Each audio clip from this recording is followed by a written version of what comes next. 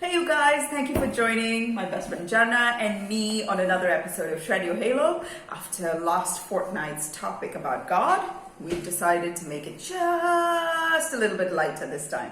We are talking about moving. We're saying lighter, we don't know what's Oh going to God, happen. no. Ouch. Okay, so the big news is Jharna and I have moved homes. Jharna far more than any human being has in 2020. But I have moved to a new apartment. And we're going to talk about moving. And we're recording from Edel's place. My new apartment. Yay! Okay, so Jharna, we're going to start with you because you're an old hand at moving. So tell us your moving story, Jharna. So, You started moving when? I started moving in 2018. Yes, she started moving in 2018. And every 3 months she's moved to a new place since. Till she's now landed in Chennai in her own apartment. So, so I moved 6 times in the last 2 years. As I say it out loud, I do realize it's a lot of times. Oh, I'm glad you do realize that, Jharna. Because when you talk about it, she talks about it like she doesn't have a clue what she's. I mean, like it didn't make an impact. Okay, I'm glad it made an impact then. Okay. No, it made an impact in the sense that In retrospect. I get it. I moved, so it was not like a thing or anything. I know moving is very stressful. But honestly, I haven't felt it. I moved initially because I needed to get my own place, and I was staying with Edel and her mom for about 3 months, and then I moved to another city for a job, and I stayed temporarily at this place that was arranged for me by my work. And then I moved to another place where I was staying with 2 other people. Didn't work out very well for me, and then I moved again to a 1-room kitchen. It was like a small setup. It wasn't enough because the space didn't feel like it was enough, and then I moved into another 1-bedroom apartment where I spent less time considering the lockdown happened, because I was with Edel's I was staying with Edel for about 4.5 months when the lockdown So happened. serendipitous. Yeah. It was, oh my God, you could have very easily just been in Hyderabad the whole Yeah. time. So I stayed away than I stayed in the apartment after I moved there, and then I finally moved back home after 2 years, close to 2 years. So that's 6 times, and I think staying at your place was kind of a transit on my way back. But I was under the impression that I was just going back to Hyderabad. And in a way, I'm glad I got to stay here, because I had kind of given up on the idea that, where I am right now, the city didn't really have much to offer me. And turns out I was wrong. And I'm so grateful for having been wrong. Because I live in my own place now, where I grew up for most of my transformative years. And moving was not something, it was a choice to move, but at the same time, it was also the choice of not having a choice, if that makes sense. Of just wanting to move to a bigger place, wanting more space for myself. So it was almost like I had to move so many times just so I could find out a little bit more about myself. And I know people say that moving is stressful, but honestly I didn't feel it. Even though I moved as many times as I did, it didn't feel like a thing at all.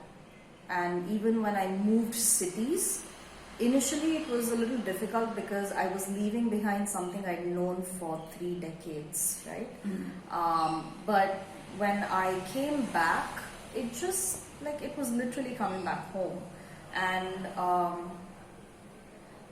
it was just something I needed to do. It didn't feel like anything, and But please don't move as much as I do, because it might have been okay for me, but I don't know how many people feel comfortable moving that many times. So, yeah. For me, I knew the time had come, and it was, I don't know, my tenants had to leave this apartment because the pandemic, and they couldn't afford paying the rent and living here anymore. And I have a huge problem with staying in some other place and paying rent there, and the rent money is just gone. You know what I mean? Like, I'd rather have my money circulating inside our own household. So when the tenants decided to leave this apartment, my mom was just like, "Oh my, what are we going to do? We'll have an apartment, and who's going to move into such a big place? Because there's this huge recession, people have lost their jobs, we're going to, you know." And then it just, even before she got to that place, I knew I wanted to move theoretically. But moving here was one of the most, till recently, one of the most difficult things I've had to do. Emotionally, it was so draining and so taxing. And I kept waiting for the big breakdown.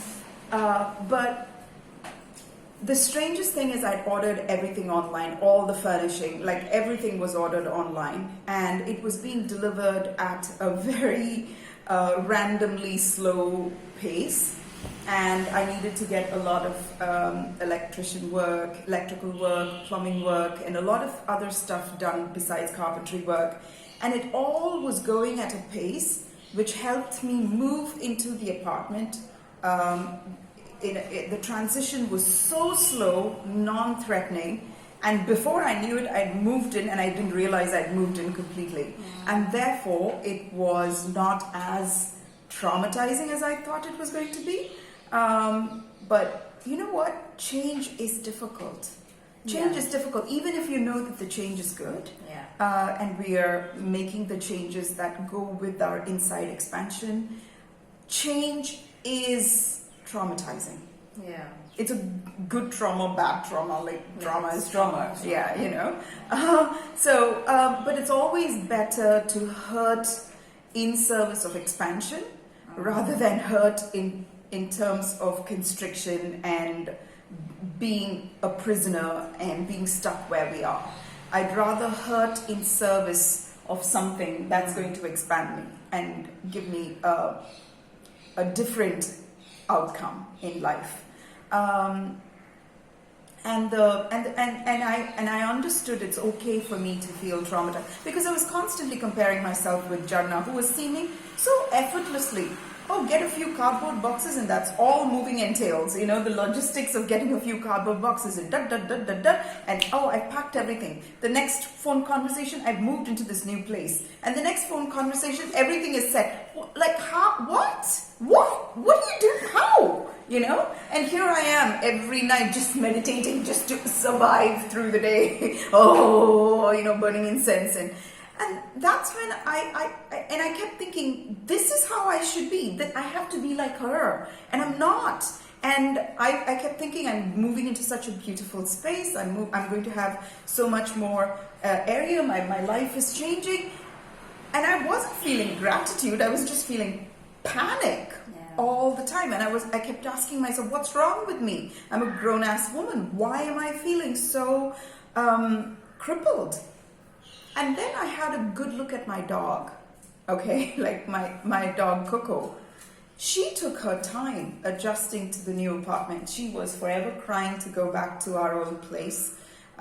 This is much bigger, much safer, less noisy, but she wanted to go back to the old apartment, even though it was a tiny little... Familiarity. Yes. And then she took to the place. And that's when I thought... And now she doesn't want to go back to the old place. Yeah. And that gave me a good template of what truth is. We're so civilized and we're so sophisticated now that we've removed ourselves from what is natural to a point where we assume and expect things that we're not capable of. And for new things to come, old things have to die. And also, I think the expansion that has happened from your old place to your new place has been so much in a short span of time. Internally, yes, it happens slowly, but externally, it's happened very fast. So if somebody were to see you from where you were even 1 month ago, it would have been like such a huge change. Yeah, right. But in my case, that wasn't what happened. Right. I moved from a place where I didn't have space to a place that was only my space, but I was gradually expanding. So even the size of my apartment, the space I was occupying was increasing slowly. Yes. Which is why it looked like it looked the way it did. Yes. If I had moved from having literally no space to the amount of space I occupy now, I don't know how well I would have handled it. I didn't have a transition in between. For me, the moving for me was just transition. It was internal and external, it was happening at the same time. And I remember all through the time you kept saying every 3 months. Every 3 months, like clockwork, I was moving. I think the only exception was the last 2 places I lived. One place was 4 months, the other place was 5 months. So it just became like 3, 4 and 5. And then reverse 4 because I was with Edel for 4 months after that, and now I'm back to my place. But that transition happened gradually. But for somebody who's seeing from the outside, they'd be like, how many times is this girl moving? Yeah. You know? But also, yes, I do have to add to what you said about change being difficult. Yes. For me, when I came back here, Hyderabad was like one of the best things to have happened to me. Not in terms of anything except the fact that it was a place I could explore who I was for an entire year. And when I came back, it felt like an actual physical breakup. And it was heartbreaking to know that I was never going to be there again, probably. Like, I don't know. I mean, that's what it feels like right now. But it was more like it was like a very bittersweet kind of a thing. You love the place, but it's not going to like it's like a breakup that has to happen, not because you stop loving that person, but because its purpose in your life is over. So yes, that was very painful. It took me a while to get used to that idea, but I will never trade that for anything else. And it was one of the best experiences of my life. Forget the amount of moving I did. But logistics wise, it was really not a thing. But emotionally, moving from one place to the next, it also showed me what kind of growth I was experiencing. Simply just understanding myself better. I thought I needed to have people around me. I needed to live with other people, which is why I had other flatmates. But then I realized, no, I don't. I mean, I've had people I've lived with for the longest time, and then once I realized that I wanted to live on my own, it was a completely different thing. And you had been living by yourself for what, 6 years before you moved here? Yes. So for me, that change happened only about 2 years ago. And now for me to be able to live with somebody else, it's going to be not sure. It's so seductive when you live with yourself. Well, technically, I mean, I have 2 dogs. I've always had dogs, so I wasn't like alone. Yeah. But once you've gotten used to the company of your own self and the discomfort that we provide into the equation of our own lives, isn't that discomfort enough? I'm not sure we will love or tolerate another person to bring in discord into our life. We become so attuned to low maintenance. But I don't know if that is a universal law. This is true for me, and I know this is true for you. Like, I don't. I don't know if so it's very different, right? Because some people, I think it becomes easy for you to live with yourself if you have decided that you want to understand who you are. Okay. But if you are too afraid to go digging and Yes. you don't want to find out what kind of sewage is under the surface, you will want to live with other people and probably spray your sewage onto them. Because that's what we do. Charming.